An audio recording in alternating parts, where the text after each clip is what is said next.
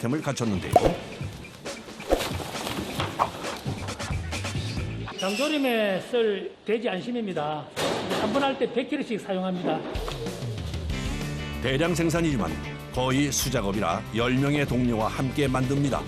적당히 자른 장조림용 안심은 맛을 위해 1시간 정도 핏물을 빼주는데요. 1시간 이상을 빼버리면 고기가 너무 무르고 육즙이 다 빠지니까 1시간 정도 핏물을 뺍니다. 그 사이 물에 돼지고기 잡내를 잡아줄 된장과 월계수 잎을 넣고 팔팔 끓여줍니다. 여기에 핏물을 뺀 안심을 넣어주는 작업자. 이때 다 익히지 않는 것이 중요하다는데요. 너무 많이 익어버리면 고기가 터벅해지고 이걸 또 다음에 한 번 더 익혀야 되는 과정이 있기 때문에 우선 70% 숙련된 작업자만이 그 정도를 맞출 수 있답니다. 이 정도가 70% 익은 상태입니다. 70%를 삶아낸 돼지고기 안심은 바로 찬물로 씻어서 불순물을 제거하고 육질을 살려줍니다. 이어서 두 번째로 삶을 준비를 하는데요. 이번에 들어가는 재료는 뭔가요? 장조림에 들어가는 채소 국물인데요. 감칠맛을 내기 위해서 양파, 대파, 마늘, 건다시마, 고추하고 조금의 이제 통후추하고 있습니다. 앞서 70%만 익혀낸 고기에 채소에서 우러난 감칠맛이 배어들도록 푹 삶아줍니다. 가열 시간은 40분이고 뜸 들이는 1시간. 그럼 마지막에 이제 고기 째면 됩니다. 힘을 왜 들여요? 육수가 잘 배기 들고 고기가 좀 잘 찢어질 수 있도록 뜸 들이고. 완벽하게 삶아낸 100kg의 고기는 건져낸 즉시 작업대로 옮깁니다. 이제 고기를 찢을 차례. 그런데 어찌된 일인지 작업자들마다 손에 목장갑을 끼기 시작하는데요. 고기를 잘게 찢어야 되는데 그냥 하기는 뜨거우니까 안에 목장갑 하나 끼고 밖에 곰장 끼고 이렇게 작업을 합니다. 뜨거운 고기를 결대로 찢기 시작하는 작업자들. 보기에는 쉬워 보여도 섬세함을 요하는 작업이라는군요. 안심 사이사이에 보면은 근막이 많이 있어가지고 그 부분 최대한 제거해주면서 잘게 찢는 게 포인트입니다. 결대로 찢어줘야지 나중에 이제 또 씹을 때 식감도 좋고요. 잘게 찢어야 한다는 건 그만큼 뜨거운 고기를 계속 만져야 한다는 뜻이기도 한데요.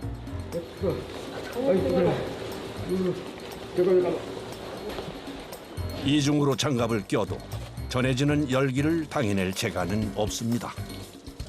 많이 뜨거우세요? 네. 고기를 좀 식혀서 하면 되는 거 아닌가요? 아니죠.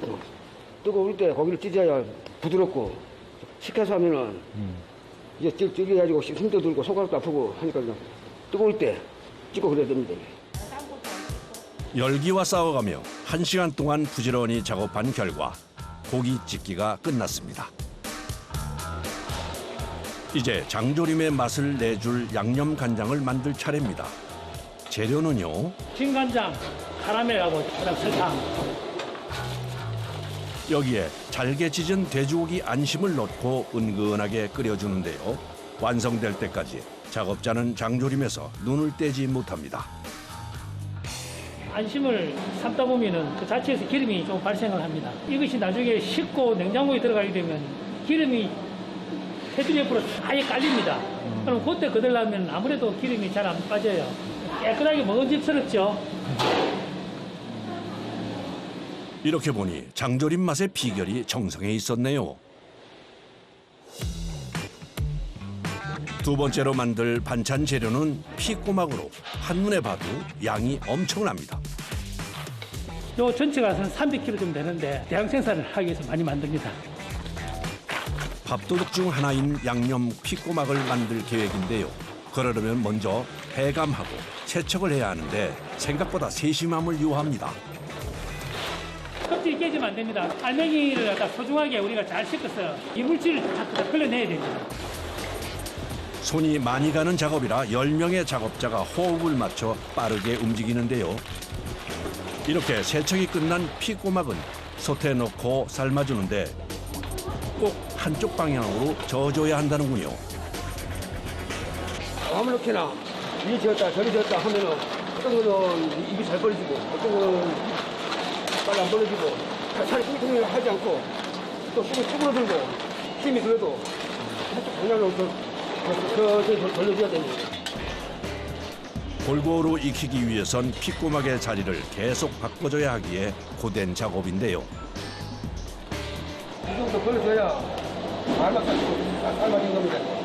야, 이대로 먹어도 맛있겠네요. 잘 삶아진 핏고막 300kg이 다시 작업대 위로 모였습니다. 뜨거운 껍질과 알맹이를 분리시키는 작업. 한 자리에서 반복하다 보니 몸에 무리가 갈 수밖에 없는데요. 하기 많이 힘들죠. 많은 양을 하려니까 손목도 아프고 어깨도 아프고. 10명의 작업자가 2시간 동안 꼬박 매달린 끝에 마침내 작업이 끝났습니다. 불리한 알맹이에 남아있는 펄을 제거하기 위해 깨끗하게 씻어주는데요. 마지막으로 한 번 더 찬물에 헹궈줍니다. 혹시 있는 이물질이라든지 그걸 제거하기 위해서 청결 제일 중요하니까 깨끗하게 하기 위해서 마지막 작업합니다.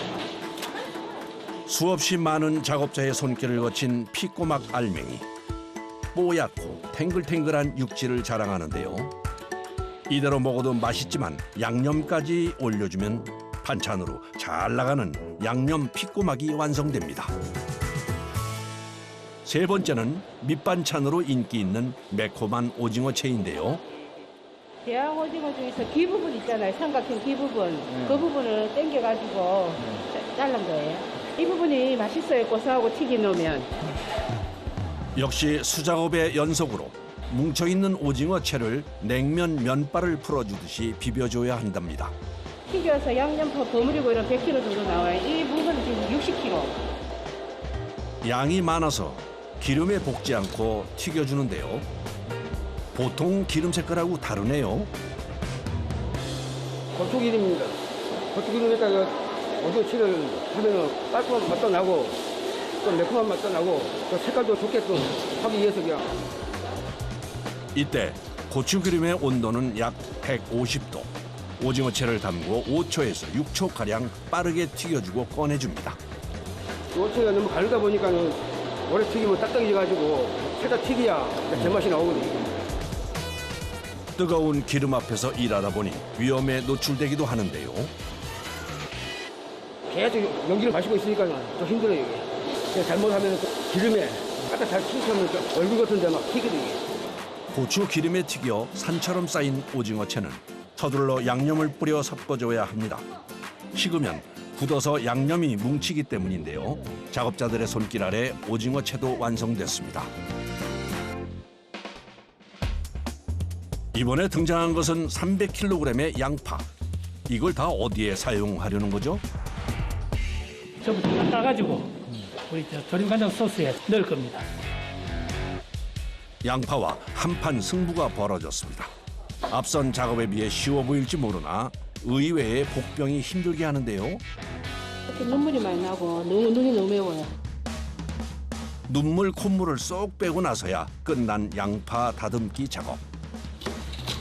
다음 작업은 40kg의 대파입니다. 양념에 들어가는 종류가 많이 있거든요. 소스도 있고 뭐 잘게 자르는 것도 있고 또 육수에 들어가는 것도 있고 그래서 뭐 거의 매일매일 이렇게 한다고 생각하면 됩니다. 경력자들도 힘들어하는 작업. 그럴 만한 게 세척도 사람이 직접 하기 때문인데요. 손으로 씻게 되면은 기계가 못 찾는 여러 가지를 우리가 불순물을 찾을 수 있으니까 오히려 좀 늦지만 손이 씻는 게 좀 깨끗하게 생각합니다. 맛을 지키기 위해 인내와 정성으로 끝까지 재료 손질을 하는 작업자들. 끓는 시간도 오래 걸린다는데요. 한 2시간 이상 우려내서 사용을 하는데요. 그래서 뭐 주로 사용하는 데는 이제 메추리알 조림이라든지 건파래, 그다음에 꼬막장, 간장 등에 쓰입니다. 재료가 많이 들어간 만큼 녹을 때까지 밑에 있는 재료가 타지 않게 주의를 기울여야 하는데요. 천천히 저어주면 만능 조림 간장 작업도 끝납니다. 동시에 네 번째 반찬 재료가 도착했는데요. 김은 아닌 것 같고요. 신대에서 오는 건파래입니다. 건파래 무침을 할 겁니다. 산더미 같은 건파래를 많이 작업하다 보니 노하우도 생겼습니다. 파래가 두꺼워서 일단 이렇게 잘 반을 옆으로 갈라서 뭉치지 않게 잘 뜯고 난 다음에 이렇게 잘 비벼주는 게 중요한 것 같아요. 그리고 매의 눈으로 뭔가를 찾는 작업자. 바닷가에서 한꺼번에 이렇게 펼쳐져서 올라오는 거라서 미세한 이물질들은 그대로 있을 수 있어서 걸러내는 작업을 하는 거예요. 이거 보셨죠? 이게 이물질 들어있는 거거든요. 이런 걸 제거하는 거예요. 조리 준비를 마친 건파래에 기름을 먼저 뿌려주는데요. 기름을 넣게 되면은 비빌 때 아주 잘 부서지고 윤기도 나면서 아주 촉촉하죠. 이제 오랫동안 이제 보존할 수도 있고요. 잘게 부순 시간만큼 또다시 반복되는 기름의 버무리기. 여기에 양념을 뿌려 이전과 같게 사람 손으로 골고루 비벼주는데요. 쉴 틈도 없이 강행군이 계속됩니다. 집에서도 반찬 만드세요? 집에서는 안 합니다. 워낙 회사에서 많이 하기 때문에 집에서는 쉬고 싶습니다. 마무리로 아삭한 채소를 넣어 버무려주면 건파래 무침도 끝납니다. 마지막으로 만들 반찬에는 고소한 해바라기 씨와 땅콩이 재료로 들어가는데요. 단멸치 견과류 볶음. 견과류인데요. 이게 들어감으로써 고소하고 장멸치가 짠맛이 강하기 때문에 짠맛을 중화시켜주는 역할도 하고 영양적으로도 좋고. 견과류를 공들여 볶아준 후 멸치를 살펴보는데요.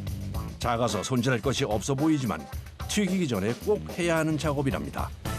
말려서 보관하다 보면 이렇게 멸치 가루가 많아요. 멸치 가루가 들어가게 되면 기름도 타고 찬맛이 나기 때문에 깔끔하게 이렇게 검수를 해서 튀기게 됩니다.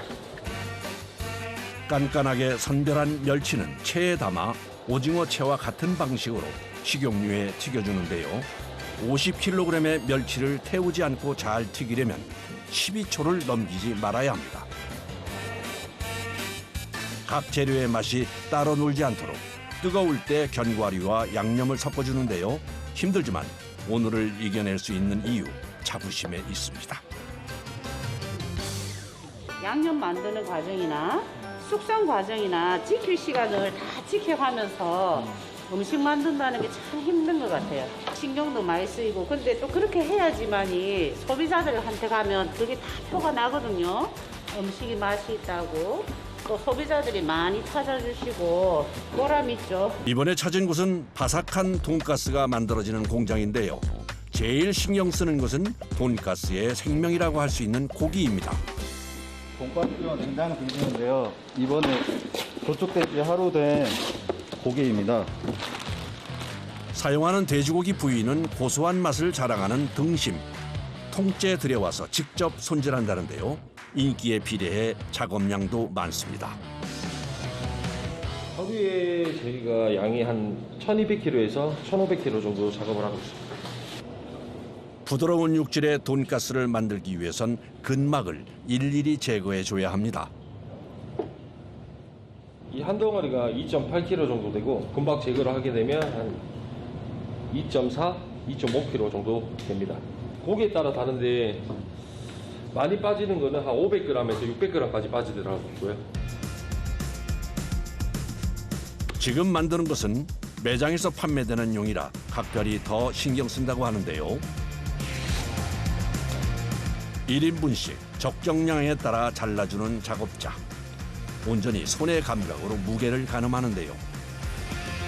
돈가스 스펙에 맞춰서 120에서 130g으로 자르는 작업을 하고 있거든요. 통 등심을 손으로 하나씩 자르다 보니 손이 많이 가는 것은 당연지사. 이렇게 하는 이유가 뭘까요? 원육이 냉장이다 보니까 기계로 썰게 되면 그램수가 다 다르게 나오기 때문에 손으로 일일이 작업을 하고 있거든요. 균일한 맛을 위해 번거로움도 감수합니다. 수작업은 여기서 끝이 아닙니다. 옮겨진 등심을 작업자들이 다시 한번 두들겨 펴주기 시작하는데요. 되게 손으로 해야 좀 울퉁불퉁하면서 여러 식감을 느낄 수 있습니다. 이렇게 두들겨주면 고기가 부드러워지는 효과도 있는데요. 생산량을 맞추기 위해선 숨 돌릴 틈도 없습니다. 하루에 보통 1000장 정도 작업을 하고 있습니다. 1000장이면 한 150kg 정도 작업이 되고 있습니다. 책임감 없이는 할 수 없는 일인데요. 이렇게 1000장을 균일하게 펴줘야 합니다.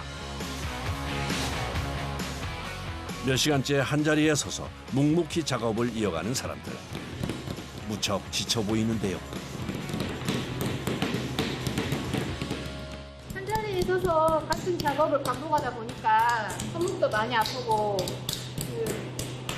목에 통증도 많이 있고 다리도 많이 아프고 그럽니다. 3명의 작업자가 고기를 두들기느라 바쁠 때 나 홀로 작업에 빠진 사람이 있습니다. 뭘 만드는 거죠? 고기도 신선하지만 혹시 모를 고기 잡내와 그리고 고기 육즙이 더 부드러워지고 신선함이 있기에 그렇게 염지를 하고 있습니다. 돈가스 맛을 풍부하게 만들어주기 위해 사과, 양파, 후추를 비롯해 11가지 재료로 염지제를 만들어주는데요. 중요한 점은 고기를 염지제에 담갔다 빼는 게 아니라 잘 스며들 수 있게 만들어주는 것이랍니다. 찍어서 하는 염지보다 이렇게 마사지를 하는 염지가 고기 자체 연육도 부드러워지고 이제 풍미가 더 있기 때문에 이렇게 마사지를 하고 있습니다.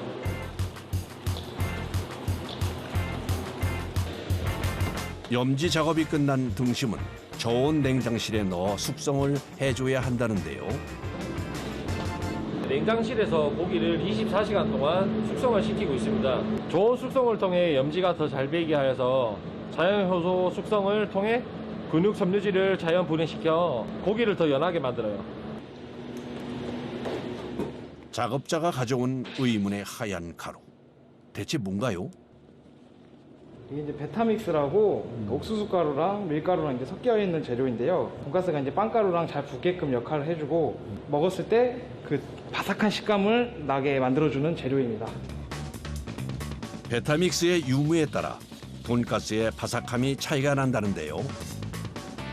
고기에 입힐 때는 최대한 얇게 입혀줘야 한답니다.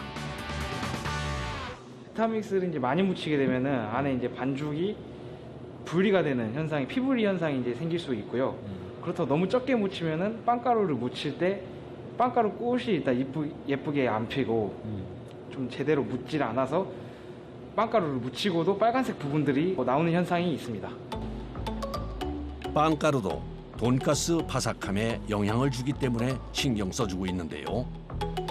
습식 빵가루를 사용하고 있고요. 건식 빵가루는 베타믹스에 빵가루를 묻혔을 때 고루고루 묻지 않아 겉면이 다 타고 식감 자체가 너무 안 좋아요. 습식 빵가루 같은 경우에는 이런 식으로 고루고루 묻히면서 더 예쁜 돈가스가 나오는 거죠.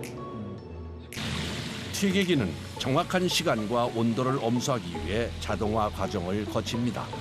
172도에 4분대를 튀기고 있습니다. 식감이 더 바삭함으로써 그 시간대를 유지하고 있습니다. 지금. 튀김기에 나온 돈가스를 오븐에 한 번 더 구워냅니다. 그렇게 할수록 기름이 쫙 빠지고 식감 자체도 되게 바삭함을 유지합니다. 바삭함이 살아있네요. 이곳에서는 홈쇼핑과 온라인에서 판매되는 돈가스도 대량으로 생산하고 있는데요. 고기가 일정한 간격으로 잘릴 수 있도록 고기를 압축하는 그런 작업입니다. 대량 생산이다 보니 자동화 과정으로 만드는 것이 특징. 그러려면 통등심을 기계에 넣어 동일한 크기와 두께로 만들어줘야 합니다. 이렇게 만드는 이유는 바로 이 기계에 넣기 위함인데요. 이거는 일정한 크기로 원육을 자르는 기계거든요. 지금 그 작업을 하면 됩니다. 자동화 과정을 거치지만 맛을 고려해 최적의 두께로 생산합니다. 1cm 정도로 썰고 있거든요. 1cm 정도로 썰는 이유는 저희가 튀겨서 한 입 먹었을 때 식감이라든가 먹기가 불편하지 않는 정도의 두께로 썬 거거든요. 흡사 분홍 소시지처럼 생긴 등심은 딱 맞는 틀에 넣어 다시 한번 기계 안으로 넣어주는데요. 이 안에서 어떻게 변하는 걸까요? 고기를 일정한 두께와 크기로 만들고 연하게 부드럽게 만드는 작업을 하는 곳입니다. 좀 전보다는 한결 부드러워 보이네요.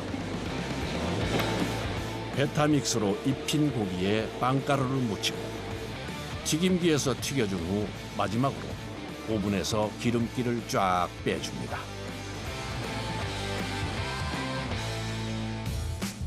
자동화 과정이라지만 최종 검수는 사람이 하는데요. 상품성이 떨어지는 돈가스를 선별해서 가차없이 폐기 처분합니다. 그 안에서 서로가 돈가스들이 겹치거나 레일에 한 번씩 찝혔을 경우에 한 번씩 그런 부분들이 나오거든요. 찝히게 되면은 그 부분들이 타기 때문에 폐기로 빼거든요. 최고의 돈가스를 만들고자 하는 이들의 노력은 끝이 없습니다. 하루에 한 2만 장 정도 생산을 하고요. 홈쇼핑하고 온라인 주요로 생산을 하고 있습니다. 손님들을 먹었을 때 저희 돈가스가 맛있다는 걸 말씀을 하시면 저희는 항상 기분이 좋아서 그것 때문에 더 열심히 할 때도 있고 저희가 자부할 수 있는 한 최선을 다할 것입니다.